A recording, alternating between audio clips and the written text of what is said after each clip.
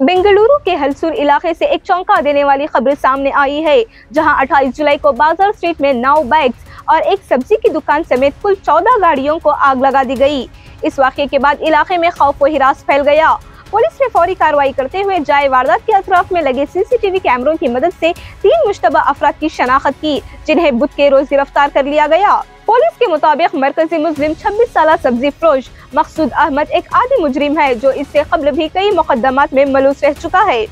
इसके 2 साथी भी इसकी वारदात में शामिल थे। पुलिस का कहना है कि इन तीनों ने ये वारदात अपने एक रिश्तेदार को, जो इस वक्त बेंगलुरु की परप्पना अग्रहारा जेल में कैद है, एक पैगाम देने के मकसद से की। पुलिस ने इस केस के बाद तीनों के खिलाफ रौडी शीट भी खोल दी है। वाक़े की मज़ीद तफसीलात के लिए नीचे डिस्क्रिप्शन में दिए गए लिंक पर क्लिक करें। ಜೈಲ್ ಹೋಗಿರ್ತಾನೆ.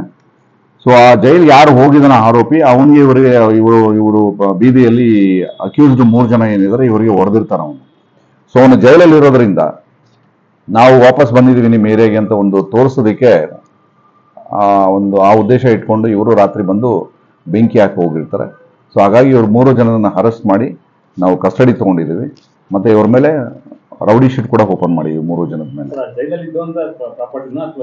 ಇಲ್ಲ ಅವ್ರದಲ್ಲ ಅದು. ಇಲ್ಲಿ ಇವರು ಆ ಗಲ್ಲಿ ರೋಡ್ ಅಲ್ಲಿ ಎಲ್ಲ ಬಹಳಷ್ಟು ಜನ ವೆಹಿಕಲ್ಸ್ ನಿಲ್ಲಿಸ್ತಾರೆ. ಸೊ ಈಗ ಫಾರ್ ಎಕ್ಸಾಂಪಲ್ ಒಂದು ಅಮಿತ್ ಕುಮಾರ್ ಅಂತ ಒಬ್ಬಂದು ಹೋಂಡಾ ಆಕ್ಟಿವಾ ಇದೆ, ಫೈರೋಸ್ ಅಂತ ಅವ್ರದ್ದು ಯಮಹಾ ಒಂದು ಗಾಡಿ ಇದೆ. ಸೊ ಬಹಳಷ್ಟು ಜನ ಅಲ್ಲಿ ಬಂದು ನಿಲ್ಲಿಸ್ತಾರೆ, ರೆಸಿಡೆಂಟ್ಸ್ ಅಲ್ಲದೆ ಪಕ್ಕದ ಗಲ್ಲಿಯವರು ಪಾರ್ಕಿಂಗ್ ಚೆನ್ನಾಗಿದೆ ಅಲ್ಲಿ ಅಂತ ಹೇಳಿ ಅಲ್ಲಿ ಬಂದು ನಿಲ್ಲಿಸ್ತಾರೆ.